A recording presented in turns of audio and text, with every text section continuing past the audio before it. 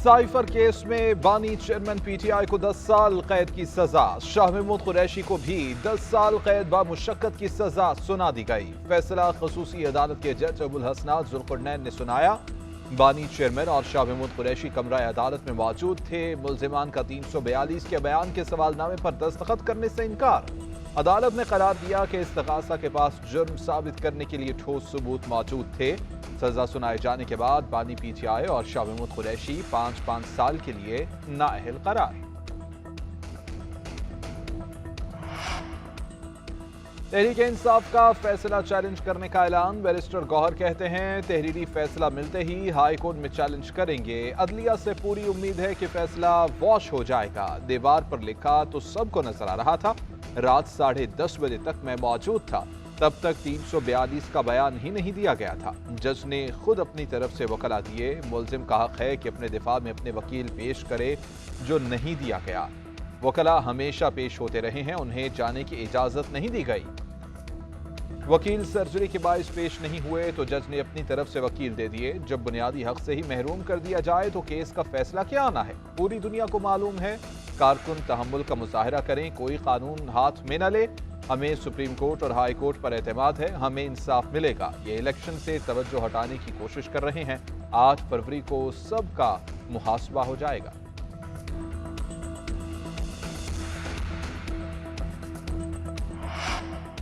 कौमी सलामती के मामलात पर सियासत नहीं की जा सकती। रियासत के राज जाती मकासद के लिए इस्तेमाल नहीं हो सकते। ऐसा किया जाए तो इससे घनाउना काम और कोई नहीं। वज़ीर आज़म और वज़ीर ख़ारिजा ने एतमाद तोड़ा जिस पर कानून हरकत में आया।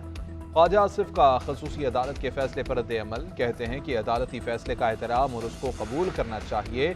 इनके पार्टी फंडिंग 190 मिलियन पाउंड और तोशाखाना के मामलात भी हैं। इक़्तिदार मुस्तकिल नहीं होता। दौलत और इक़्तिदार की हवस हमेशा ले डूबती है।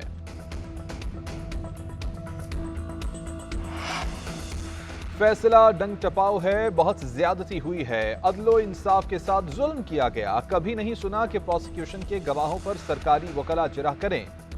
आजाद वकला लेने चाहिए थे। ये इंसाफ के साथ मजाक हुआ है। इस फैसले को हाई कोर्ट 15 मिनट में उड़ा देगी। सीनियर कानूनदान एतजाज एहसन कहते हैं कि पीटीआई वकला का इसमें कोई कसूर नहीं, उन्हें तो मिलने ही नहीं दिया जाता। जेल ट्रायल ओपन ट्रायल नहीं होता। हाई कोर्ट ने भी हुक्म दिया था कि ओपन ट्रायल करें। पीटीआई अब अपील ही करेगी। ये चाहते हैं कि इलेक्शन गुजर जाएं। इस दौरान बानी चेयरमैन और शाह महमूद गिरफ्तार रहें।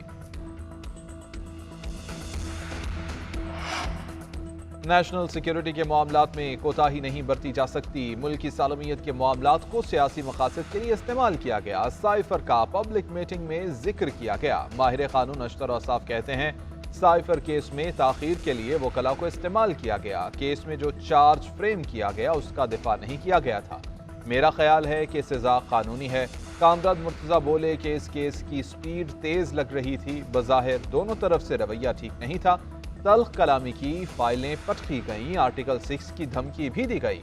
मुल्जिम का ऐसा रवैया केस को खराब करता है। फैसला काबिल अपील है। यकीनन दूसरी पार्टी अपील में जाएगी।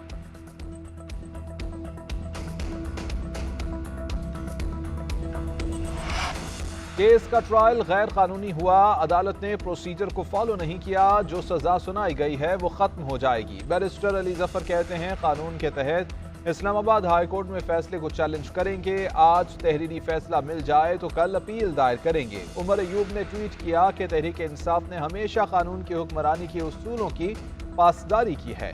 कारकुन ऐसी सरगर्मियों से दूर रहें कि जिससे अमन खराब हो। बानी चेयरमैन के वकील सिकंदर सलीम कहते हैं मामलात पहले से तयशुदा हैं। साइफर केस के फैसले के खिलाफ हाई कोर्ट जाएंगे।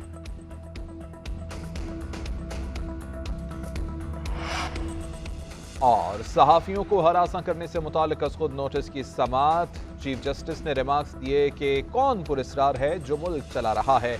कोई बंदा अपना काम करने को तैयार नहीं। सहाफियों की जानिब से मुतफर्रिक दरख्वास्त दायर न होने पर चीफ जस्टिस का इजहार तशवीश। कहा जब तक तहरीरी तौर पर हमारे सामने कुछ नहीं आएगा हम ऑर्डर कैसे जारी करें। अबसार आलम पर हमले की तहकीकाती रिपोर्ट तलब कर ली गई। प्रेस एसोसिएशन की दरख्वास्त मिलने पर रजिस्ट्रार ऑफिस को फौरी नंबर लगाने की हिदायत। اٹارنی جنرل نے انتخابات تک صحافیوں کو جاری نوٹسز پر کارروائی مؤخر کرنے کی یقین دہانی کرائی۔ الیکشن کے بعد دوبارہ سے نوٹسز جاری کیے جائیں گے۔ عدالت نے کیس کی سماعت مارچ کے پہلے ہفتے تک ملتوی کر دی۔